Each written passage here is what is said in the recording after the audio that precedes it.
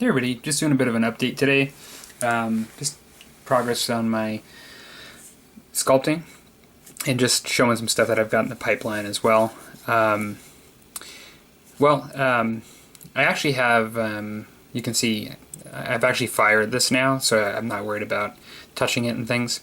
What I essentially did was, I still could probably sand this a little bit more, but essentially I fired it, and the first time I fired it, I didn't have any of these panels on here or these control areas that I'll talk about in this panel here. It was really just the chair that I showed last time, but just sanded, puttied up a bit more, smoothed out, and sanded a bit more. It's been an interesting process. I'm enjoying working with this. It's definitely a learning experience. It sands really well. I haven't, I still need to sand it some more, like right there and things on the sides. There's some imperfections, but I'm not going too crazy. It's meant to be an industrial chair, and I'm just still kind of new at this stuff, and so I don't want to let like perfection paralyze me when I'm new to a process.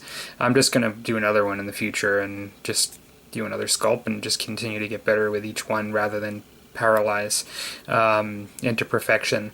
A couple of the things that I'll just mention that I learned with this is you can refire this, and so I for each 1/4 inch of this Super Sculpey, you are supposed to be at 275, I think I said 200 in the last video, but it's 275 degrees Fahrenheit for 15 minutes for each 1/4 inch. And so essentially, I never, with something this small, really have to go more than 15 minutes. I just do about 15 minutes.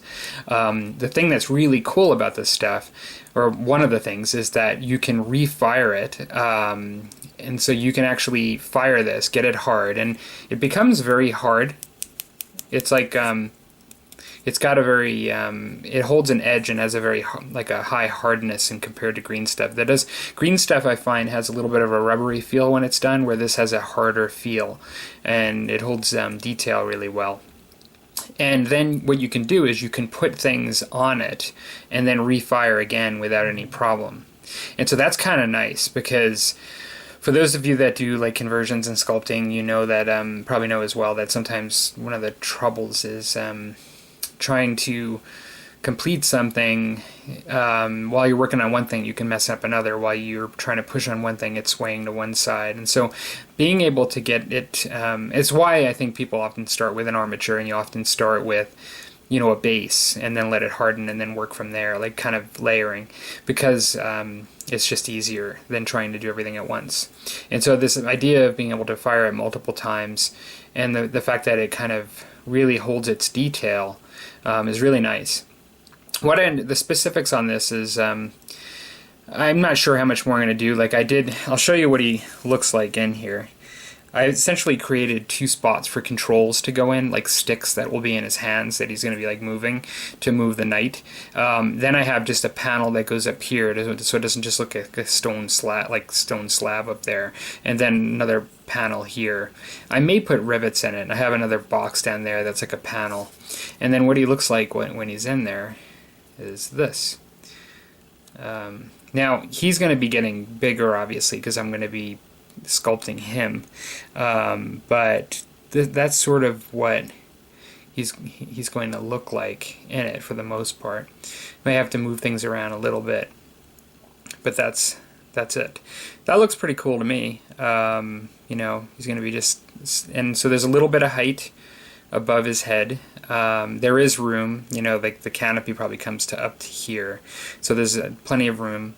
I could put a little skull on there if I wanted to, and I'd actually have no problem with attacking that. I think I could do that. But otherwise, I think it's kind of cool. Like,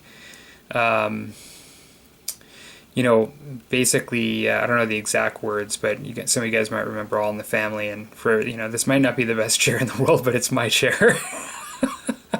I made it, and so I kind of think it's cool, like just making something and being able to call it your own. And so I'll be able to paint this up metallic, and maybe I'll put some studs just going up, you know, along the sides, like rivets, I should say, and then maybe a skull there. But I think I'm pretty close to just doing a simple throne. It's really a throne. It's meant to be like a control throne.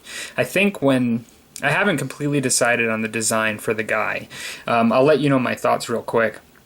I'll throw some images, but for those, I guess to this corner. But for those of you that have seen some of the images of like Forge World and Games Workshop's imagery for pilots of Titans, Knights, things like that, I kind of like the look of the Titan officers, where they have, it's sort of like a tunic that goes, well, it's a piece of cloth that kind of goes along in front of their chest and on their shoulders, and it just sort of hangs there, instead of it being like a hood and it comes down like this, like sort of the tech priests. It's just sort of like a piece of cloth that comes around, and then you have the bear head.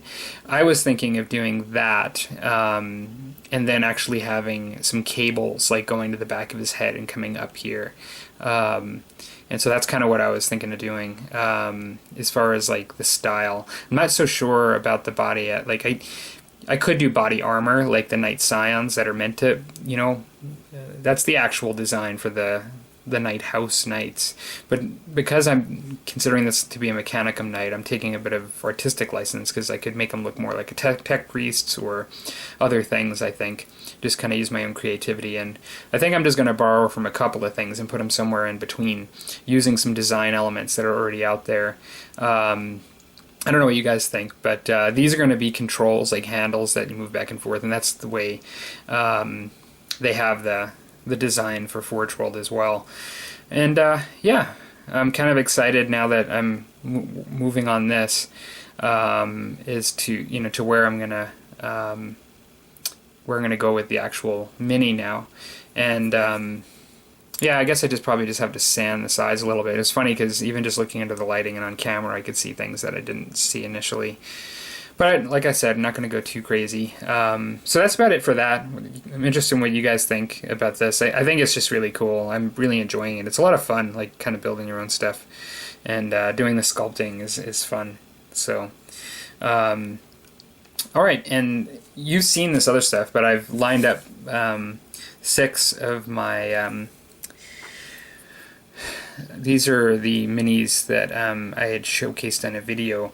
I think they're... Actually, it's funny because I have the pamphlet. I already forgot the German name of the company, but these were called Prizer. This was the packaging Prizer, the architectural models. And so I've got half of them that I have on these bases. I'm going to get ready to prime, so I'm going to paint those.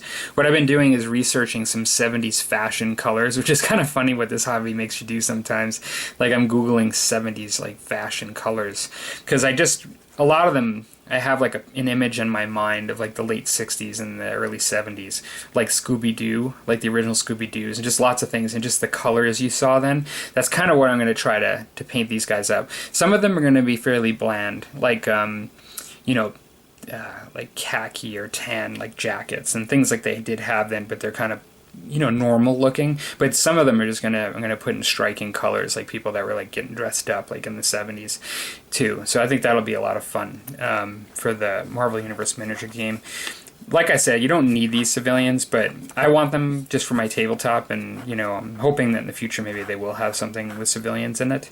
And then behind, the row behind is, oops, I ended up, I guess, like putting on the claws on Wolverine, and I guess I'll just show that because I didn't show this before. I didn't have them Wolverine and Cyclops assembled, but I cleaned up Cyclops and Wolverine, and so he's, you know, there touching his visor, and then Wolverine is got his claws on, and so his hands and claws. So looking forward to painting those ones up too. So they'll be in the pipeline pretty soon. And you know, while I'm doing stuff with the sculpting and waiting for things to cool off or to heat and things like that, I've been painting my house for Musket and Tomahawks, and I'm kind of only got a couple of sides of the house done, so I still have a lot to do on that one, so I'm not really going to show that work in progress on that yet. I'll show that another time. Well, hope everybody's week is starting out well, and that for those in the US, hoping you guys are having a good Memorial Day, and talk to you later. Take care.